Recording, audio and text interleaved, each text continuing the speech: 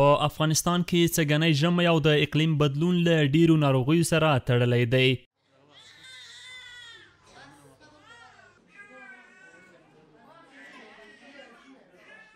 د هر موسم په راتګ سره مختلفې ناروغۍ رامنځته کیږي چې ډیری یې بیا د اندېښنې وړ دي. ډاکټران وایي چې د ژمي په راتګ سره دلته په ماشومانو کې د سینه بغل او په لویانو کې د سینې درد ناروغۍ زیاتې شوي دي.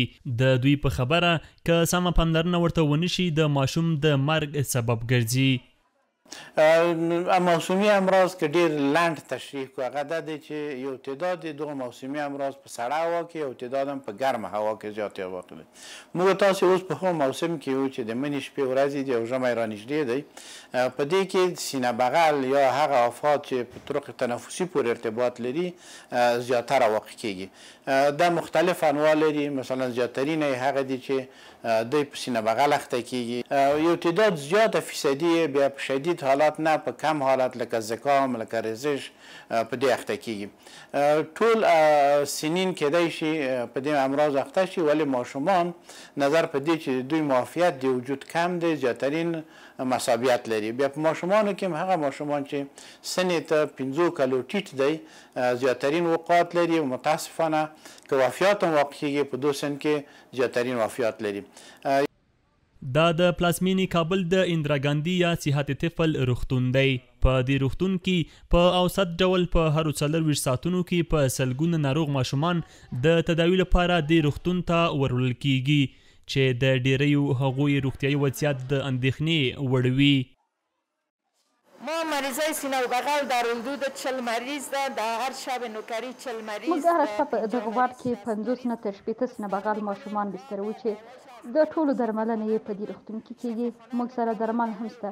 ځینې درمل چې نه وي بیا یې له بازاره ورته راوړو. دلته دا ناروغ ماشومان 3 تر 4 ورځو پورې بستر وي. کله چې روغتیایي وضعیت ښه سي له هغه وروسته یې بیا رخصتوو. خو دا چې د کابل هوا په ژمي کې ککړه وي، د خلکو اقتصادي وضعیت کمزوری ده، د ماشومانو که ساتنه نه کیږي بیرته ناروغان سي. یو ورځ بعد ماشومان بیرته روغتون ته راوړي. وړوکی المصابې دی سینه بغل دی. والته مې شخصي ډاکټرانو ته یې وړو خو نه ښه کېدو، حالات یې ډېر خراب شو. سهار وختي 5 بجې مې دلته راوړو او دغه شفاخانه چې دی د مسکین د مظلوم دپاره ډېر ښه دی. ډاکټران خدمت کوي، خپل وس او توان کوي. دلته مې مسای راوستلی ده ناجوړه د سینه بغل نه 3 ورځې کېږي. د پرون مې دلته راوستلی، اوس خو زه فضل د خدای د په بېبودي ده.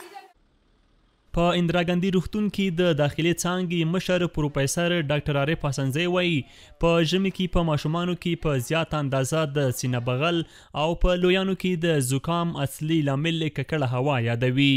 دوی له حکومت په یاده برخه کې د پاملرنې غوښتنه کوي ترڅو خلک له دې موسمي ناروغیو څخه وژغورل شي. یوه ډیره خراب هغه واقعه چې کیږي هغه په ژمي کې د دود موجودیت دی. زه په دغه تریبیون نه د ښاروالۍ دپاره د دولت د نورو ارګانونو دپاره چې دوی د ککړتیا د هوا د ککړتیا په برخه کې ملي اداره ده دوی کار کوي. دغه اوس ډیر ښه وخت دی، حتی ناوخته دی. دا باید چې هم په 3 میاشتې دمخه دا کار شوی. زه مطمئن یم پر اوسه هم دا کار شوی.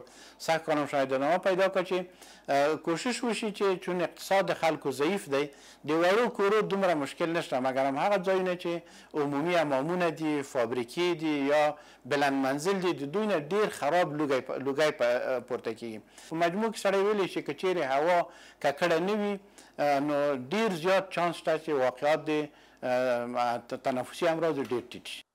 په عین وخت کې د کابل ښاروالۍ د مطبوعاتو او عامه اړیکو مسؤل نعمت الله برکزی وایي چې دوی له تیرو 4 میاشتو را په دې خوا په ښار کې د هوا د ککړتیا د مخنیوي په موخه د مختلفو ټیمونو په واسطه په ټولو هغو ځایونو کې چې د هوا ککړتیا تولیدوي فلټرونه نصب کړي او په خبره یې چې هیڅ چاته به اجازه ورنکړي چې ښاري نظم خراب کړي.